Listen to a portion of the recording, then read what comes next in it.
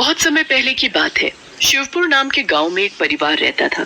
उस परिवार में दादा दादी, उनका बेटा मोहन, बहू बिमला और उनके 2 बच्चे रिक्कू और पिंकी रहते थे। उस घर में बहुत सी भैंस, बकरियां और एक मोती नाम का कुत्ता भी रहता था। मोहन भैंस और बकरियों का दूध निकालकर शहर में जाकर बेचता था। बिमला घर पर रहती और घर के कामों में ही उसका पूरा दिन निकल जाता था। अरे बच्चों, ये तुम यहाँ कहाँ खेल रहे हो? चलो बाहर आंगन में जाकर खेलो और इस कुत्ते को भी यहाँ से लेकर जाओ। मुझे समझ नहीं आता इस कुत्ते को घर में क्यों रखा है। जब इसे कोई पसंद ही नहीं करता तो इसे निकाल क्यों नहीं देते? बस ये बच्चों की जिद की वजह से इसे यहाँ रखना पड़ रहा है। क्या हुआ माँ, आप हमेशा मोती के साथ ऐसा क्यों करती हो? कोई नहीं पिंकी, चल हम आंगन में चलकर ही खेलते हैं। चल मोती, वहाँ हम ज्यादा मजे कर सकते हैं। पूरे दिन बिमला कमला का घर के कामों में ही निकल जाता। शाम को मोहन दूध बेचकर घर वापस आता है। अरे अभी मैंने बाहर सुना कि हरिया, जिसकी नुक्कड़ पर परचून की दुकान है, वो कल रात से गायब है। उसके परिवार का तो रो रो कर बुरा हाल है। अजी, पर कल ही तो मैं उनसे घर का सामान लाई थी। ऐसे कहाँ चले गए वो बिना बताए? भगवान जाने। सब साथ में खाना खाते हैं और उसके बाद अपने अपने कमरे में सोने चले जाते हैं। आधी रात को वो चुड़ैल वापस आती है और इस बार वो एक औरत को उठाकर ले जाती है। अगले दिन फिर से गांव में हंगामा हो जाता है कि वो औरत अचानक कैसे गायब हो गई। हर रात चुड़ैल गांव के लोगों को उठा ले जाती और पिंजरे में बंद कर देती।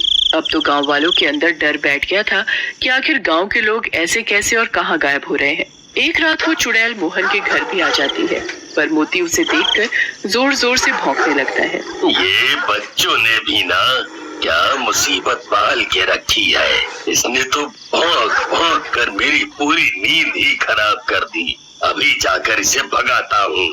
दादाजी धीरे धीरे उठकर बाहर पहुँचते हैं तो उनके होश ही उड़ जाते हैं।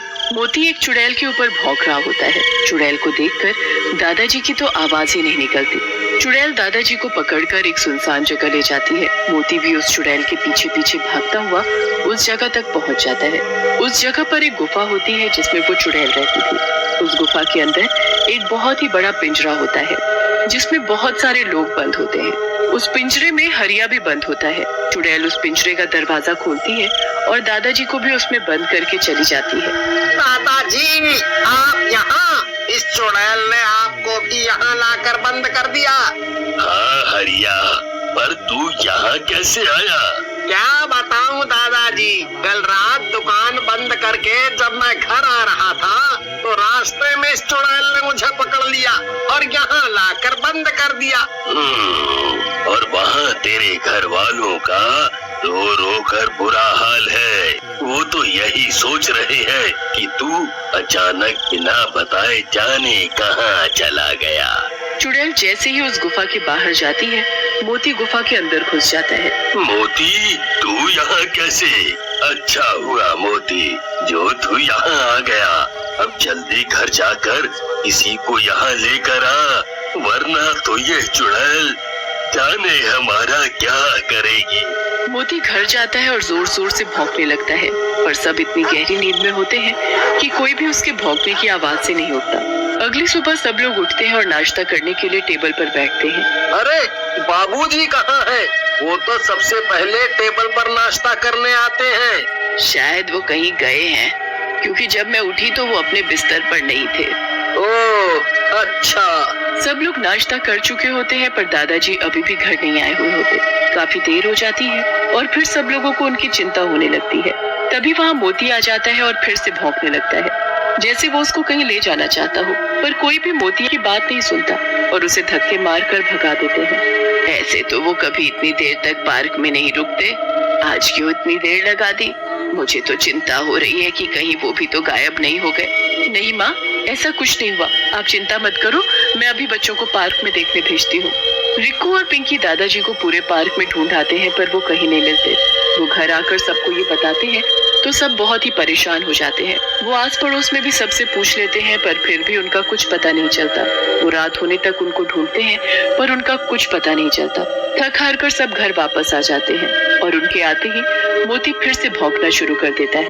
आखिर ये मोती को हुआ क्या है? कल रात से बस भौंके ही जा रहा है। कोई इसे यहाँ से बाहर निकालो। अरे परेशान मत हो, हम अभी इसे चुप कराते हैं। आप परेशान मत हो और जाकर सो जाओ। सुबह जल्दी उठकर फिर से बाबूजी को ढूंढने भी तो जाना है।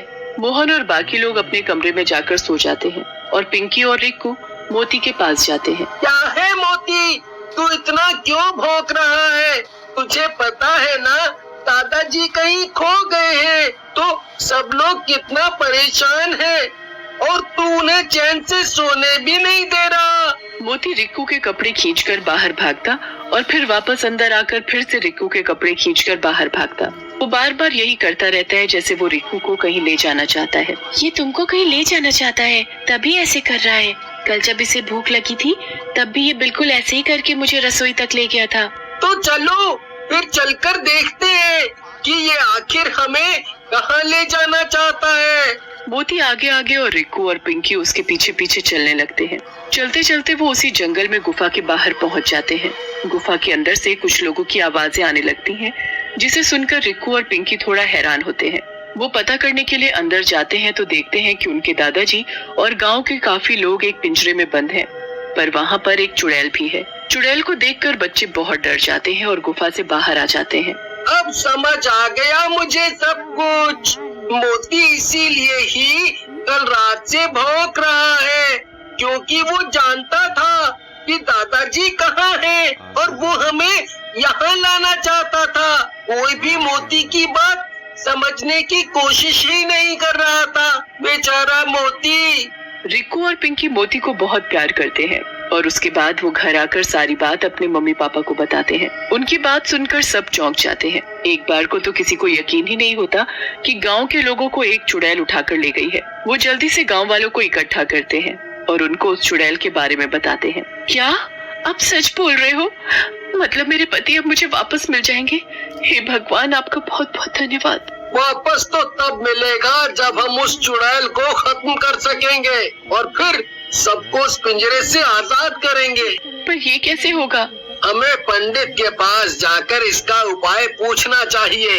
हमारे बस का नहीं है एक चुड़ैल को खत्म करना।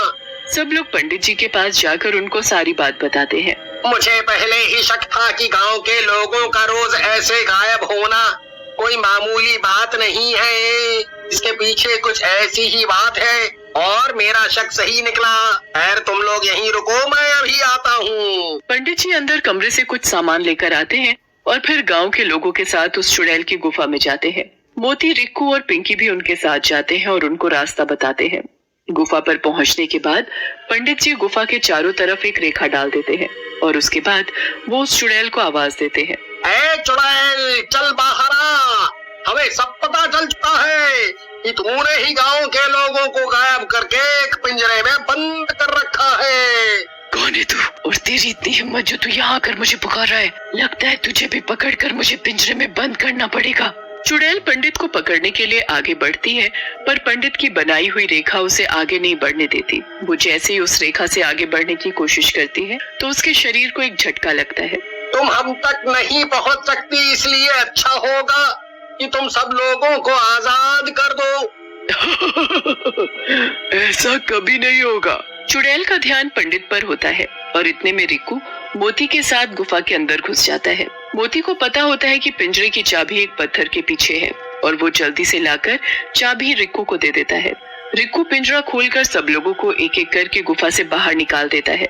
एकदम से चुड़ैल की नजर उनकी तरफ जाती है, पर तब तक सब लोग उस गोले के बाहर आ चुके होते हैं जिसको वो चुड़ैल कभी पार नहीं कर सकती थी। जल्दी से कुछ लकड़ियां लेकर आओ और इस गोले के अंदर डाल दो। मैं इसे अभी जलाकर खत्म कर दूंगा। नहीं नहीं, तुम ऐसा नहीं कर सकते, मैं तुम्हें जिंदा नहीं छोड़ूंगी। सब लोग इधर उधर से लकड़ियां इकट्ठी करके गोले में डालने लगते हैं। मोती भी उनकी बराबर मदद करता है। लकड़ियां इकट्ठी होने के बाद पंडित जी उसमें आग लगा देते हैं और चुड़ैल वहीं जलकर राख हो जाती है। इसके बाद दादाजी मोती को गोद में उठा लेते हैं। हाँ, जिसकी वजह से हम सब बच पाए हैं और हम हमेशा इसको धुतकारते रहते थे। हमें माफ कर देना मोती, हम अब ऐसा दोबारा कभी नहीं करेंगे। मोती खुशी से अपनी पूंछ हिलाने लगता है। वो मोती को खूब प्यार करते हैं और हमेशा उसे अपने घर के सदस्य की तरह रखते हैं।